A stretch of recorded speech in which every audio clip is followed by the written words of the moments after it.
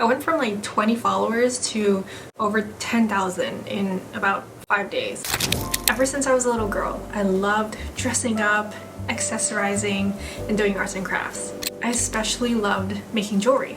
I remember my mom had a huge variety of different beads. They were so colorful and shiny, and I was just so enamored by them. She bought me little instruction booklets on how to make like necklaces, bracelets, keychains, and I fell in love. The process was just so therapeutic, and I loved having something tangible that I could use and admire day after day. And I found a lot of joy in creating these little trinkets. I even wished that I could share it with the world one day. I did end up selling some of that jewelry to like friends and classmates in like middle school.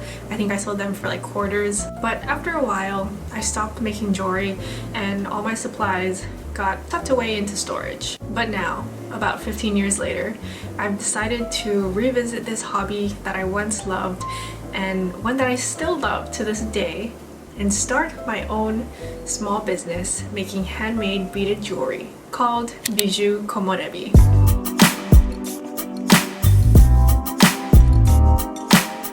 Hello my sweet potatoes, it is Michelle. I'm back. I basically vanished off of the internet for like the past 3 months. Some of you asked me if I was okay, and the answer is yes. I'm actually doing very well. I've just been really busy with my new small business. Yep, I am a small business owner now. I'm actually wearing some of my jewelry right now. I'm wearing my daisy necklace, my daisy ring, and my lotus bracelet in crystal. And I genuinely envisioned this to just be a small little side hustle, a little passion project. I get a few sales every now and then, you know, nothing crazy, but I was wrong. My business actually ended up going viral almost overnight, and I was flooded with orders, and I just got really overwhelmed. I was so grateful, but also so terrified because I'd never done something like this before, and now all these people have this expectation, and I have to fulfill hundreds of orders for people all over the world just by myself. It was a lot. But let me take you back to July and I'll tell you how all of this started. After college, I always toyed with the idea of starting a small business. I wanted to sell something that I created myself, something that I personally loved and felt really passionate about, but I never quite knew what that would be until one day I was scrolling through TikTok and I came across a tutorial for a beaded flower bracelet. It looked so gorgeous, and I remember thinking, I can make this. I have made this. I'm gonna do this. And something just came over me in that instant, and I just decided right then and there that I'm gonna start a small business making handmade beaded jewelry. So the next day, I went straight to Daiso to pick up some supplies. I wasn't sure what they would have, but I just had this urge that I needed to try and find supplies as soon as possible so I could try my hand at making jewelry again, since it's been literally 15 years since I've done this. So luckily, they had everything that I needed to get started. I did need a refresher, so I looked up some tutorials on YouTube, but it ended up coming back to me so naturally. And that day I ended up making a daisy bracelet, a daisy ring, and a daisy necklace. It was so nostalgic. I was so happy. I felt like a kid again. I even posted them on my Instagram story, and so many of you responded and said that they were so cute and that if I were to sell them, you would totally buy them. So that sort of gave me the confirmation I needed to start this business and see that people were interested in this type of jewelry. So the first thing I started on was coming up with a name for my business. I swear nothing is more time consuming and more frustrating than coming up with a name, because this is going to stick with you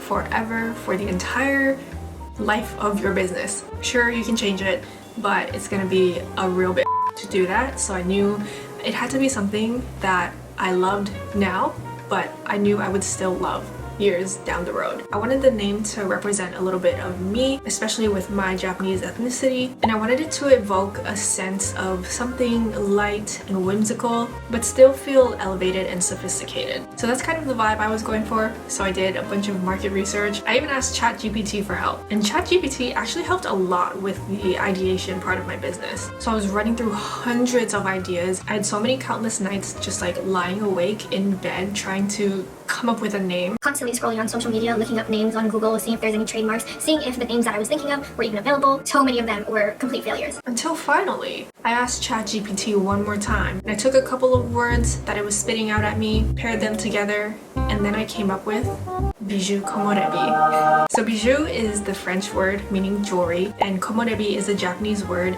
meaning sunlight that streams through the leaves of trees. And I thought komorebi was the perfect word to describe the type of jewelry that I was creating. I knew I wanted to use gold findings as opposed to silver, and the beads that I used were pearlescent and kind of iridescent, and altogether my jewelry would have this like delicate sparkle, kind of like the sunlight that streams through the leaves of trees. And I also just love the word bijou. It gives a more sophisticated feel to the brand, which is what I was going for. So together it means something like jewelry that shines like sunlight that streams through the trees. I did second guess the name though after a while. I thought, oh, this is way too difficult to pronounce and to remember. I should just change it, but I couldn't decide what to change it to. That's kind of the reason why I kept my brand hidden for so long.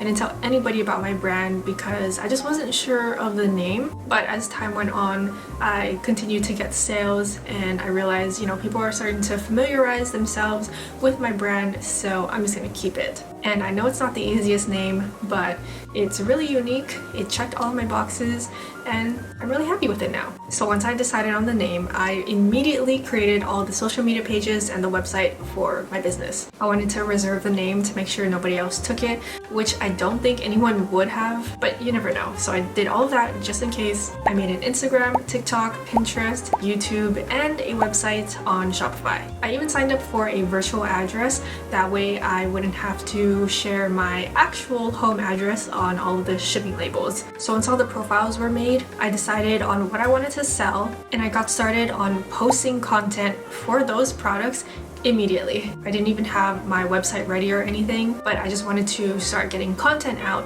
because I knew that I wanted to use social media as my main driver for brand awareness, my main driver for sales. So I knew that I needed to start getting content out as soon as possible. That way, once I do open my website, hopefully I've accumulated some followers and they are ready and waiting to make a purchase. So I started creating content, and I knew that I first wanted to start off by selling my daisy line.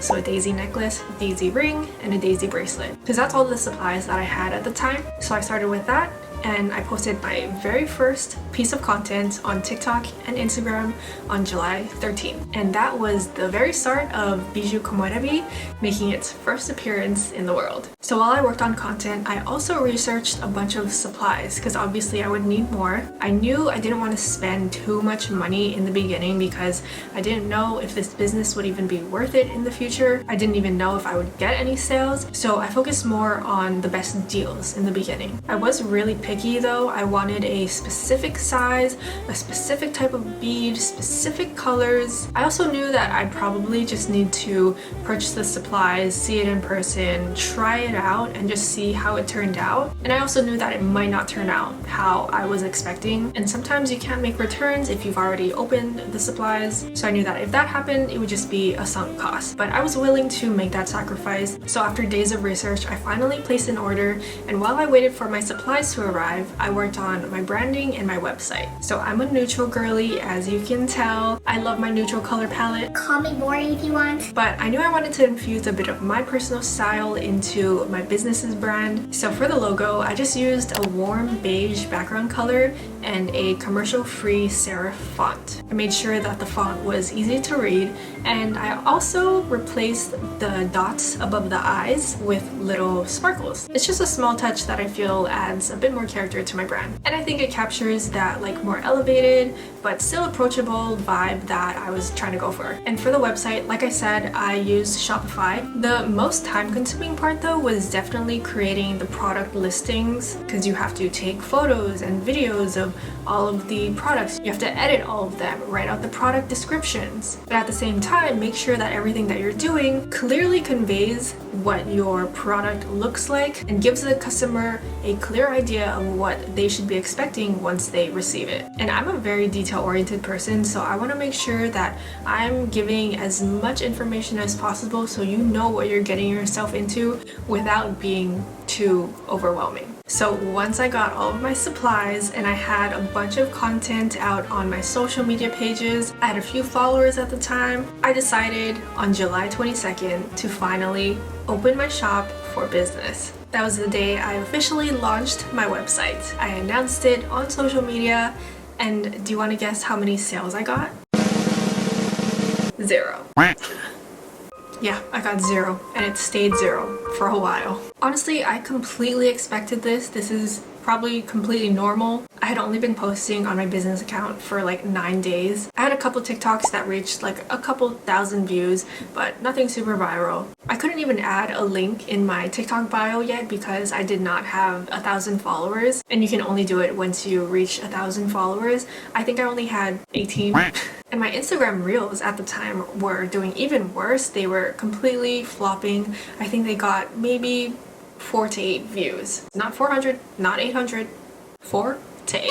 So I just kept coming up with new content ideas. This was part of my strategy to use organic social media as my driver for brand awareness and sales, like I mentioned. I know some people might think this is absolutely insane, but I do have a pretty good track record of doing this for previous companies that I've worked at and for clients that I've worked with. A lot of businesses use paid advertising on social media to get a lot of their sales, which I'm not saying I'll never do, but I wanted to challenge myself in the beginning, put my skills and my work experience and even my bachelor's degree to the test and try to grow this small business organically as much as I can. So I just waited it out. I continued creating content, and then finally, after 6 days of opening my shop, I got my first sale.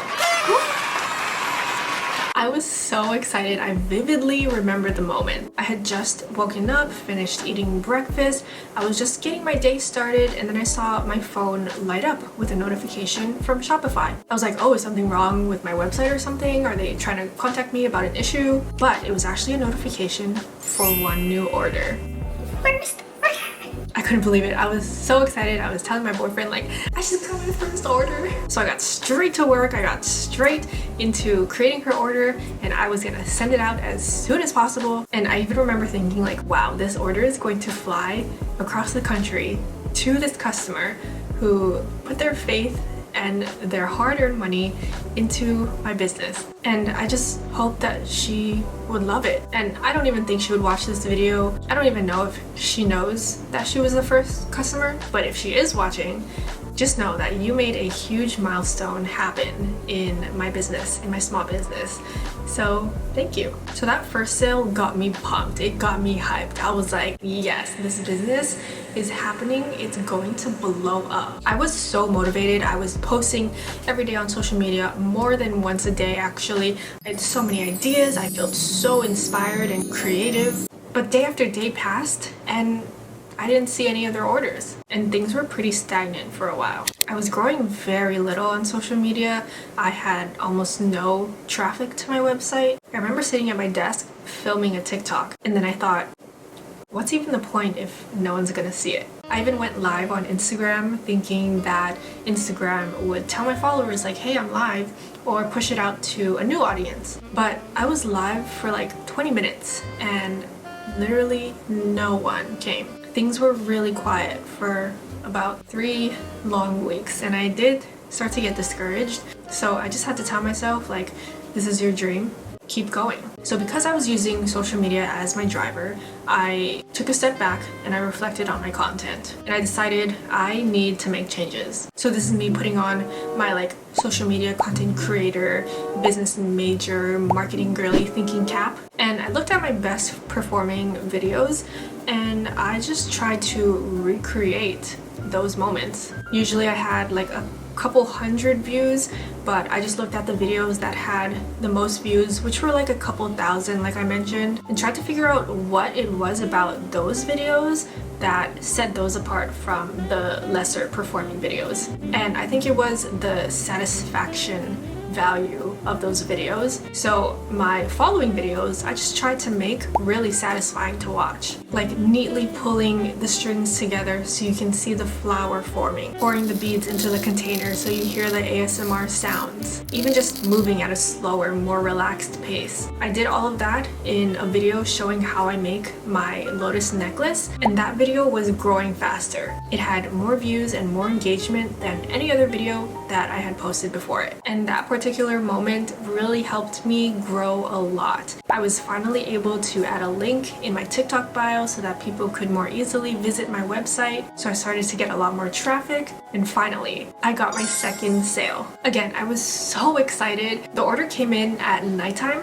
so I saw the order and I was like, okay, tomorrow morning I'm gonna get up bright and early, work on the order, send it out ASAP. But when the morning came, I got an email from the customer, and she said, "Hi, I placed an order last night. Is it okay if I cancel it?" My heart sank. I was so sad, but I didn't start working on the order yet. It hadn't been shipped out, so of course I gave her the cancellation, refunded her the money. I did ask her if she would mind providing a reason for the cancellation, and she just said that she wasn't interested anymore. And that's fair. It happens, and you just need to move on. But little did I know that later that day, literally like 10 hours later, things would start to take a complete 180. So I actually kept my business a secret for a long time. I didn't post about it at all on my personal social media accounts. I didn't tell anyone about it except for my boyfriend and my best friend. And at the time, I think I had less than 20 followers when I told her, and she was like, this is totally gonna take off. Huge shout out to her for believing in me. I did have it in my Instagram bio though, so if anyone came across my Instagram page, they could find it, but that was the only way that I advertised it from myself. And I didn't tell anyone because I just wasn't confident in my business yet. I was worried about what people would think of it, what people would think of me. I thought like my products weren't good enough yet. I also just wanted to try and grow my business by myself as much as possible first, without any outside help. I did end up giving some of my friends a couple pieces of jewelry just for them to have and see how my products were. I told them not to post about it yet, but one day they posted about it. The same day that my second order got canceled, they posted about it. I didn't tell them that it was okay to. They kind of just did it, but it's totally fine. I wasn't upset or anything. They were just like really excited for me, and they had just received their pieces, so they wanted to share it with the world, and I totally understand that. And now looking back, I think that was the push that I needed. I was overthinking so much about how I'm not ready and I'm scared about judgment from other people, but I think you should take this as your sign that if you feel like you're not ready, you're ready. Just do it. If you wait until you feel like you're ready, the opportunity might have already passed, and real growth happens outside of your comfort zone anyway. So with my friend's help, I actually got a few orders. Most of them came from other friends that saw my friends' stories, and I was so grateful that I had so many friends that wanted to support me in my dream. So that same day, I also decided that I wanted to donate 100% of my proceeds to a nonprofit organization that would help those affected by the Maui wildfires. So if you didn't know, I was born and raised on Oahu, Hawaii, which is a neighboring island of Maui. And around that time, Maui had just suffered one of the most devastating wildfires. It took so many lives and left thousands of other people without homes, without anything. So even though I don't live on Maui, I'm still from Hawaii, and I know people that were affected, so it still weighed a lot on my heart. So I wanted to give back a little bit. I did donate with my own money already, but I figured that with this extra money that I was getting from my small business, I could donate that as well. So I think because I decided to do that, maybe that also encouraged more sales. But at the same time, something else was happening. There's a lot of things that were happening simultaneously in my story, which is crazy looking back on all of it now. So this is all happening on the same day, but I was checking my accounts and a couple of my videos were going viral, like super viral, on both TikTok and Instagram. So one video was a hack on how to use a bobby pin to put on your bracelets more easily, and the other video was the ASMR style video showing how I make my lotus necklaces that I mentioned earlier. And the lotus necklace video was the one that was really bringing in the most attention. If you've ever gone viral, you know that thrilling feeling where you're refreshing the page constantly and you just see the numbers going up every time. Both of the videos actually were getting like thousands of views per minute, and I was getting hundreds of followers every hour, even like thousands of followers an hour at one point. Like, I could not believe what I was seeing. I was living every small business's dream. I went from like 20 followers to over 10,000 in about 5 days. And I also went from 0 orders to 76. It was thrilling. I was getting orders from all over the world, not just the US, like Australia, Canada, Italy, France, Switzerland. My dream of sharing my jewelry with people around the world was coming true. But realistically, I could not keep up. I was extremely overwhelmed because I realized I could only make like 5 to 7 orders a day. It takes me so long to make one piece of jewelry. It's all handmade by me. I'm the only one making the jewelry, and I can only make one piece of jewelry so fast. Like a bracelet takes me 45 minutes. A necklace takes like an hour and a half. So at that rate, I realized I was going to be leaving a lot of people waiting a very long time to get their orders. So once the week was up for my donations, I got as many orders as I could to help those affected by the Maui wildfires. And at the end of the week, I decided to stop taking any new orders so I could focus on fulfilling all the ones that I already had. And within that entire period, I got 116 orders to fulfill. What? Like, I don't know if that sounds like a lot to you, but it was a lot for me. From mid-August to mid-September, I did nothing but work on orders. Yeah, it took me about a month to finally fulfill those 116 orders.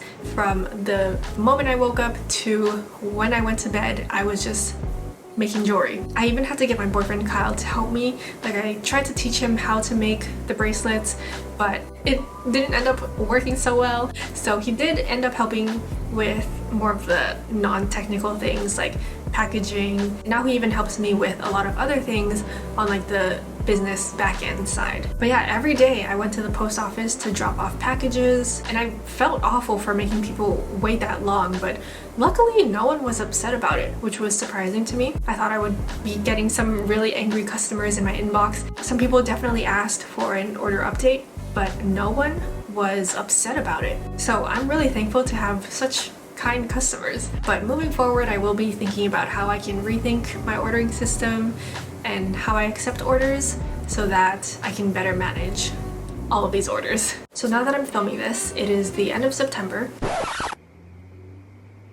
It's November now. Oops.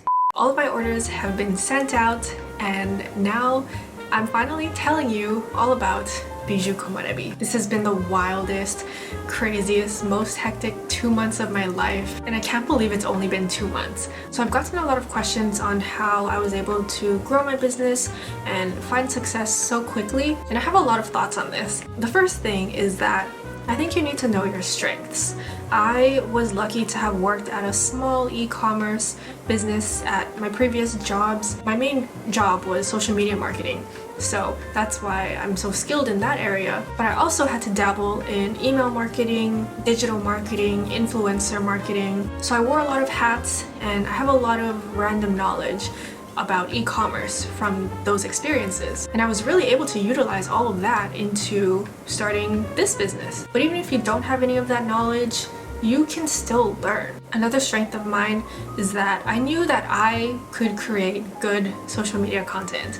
I had already been doing it for years, so I've really been able to learn firsthand what people like to see on social media. And I also know how to create content that converts. So when I was chatting with my best friend about my business and she was like, oh, this is gonna take off one day, I knew deep down that I had what it takes to make it happen.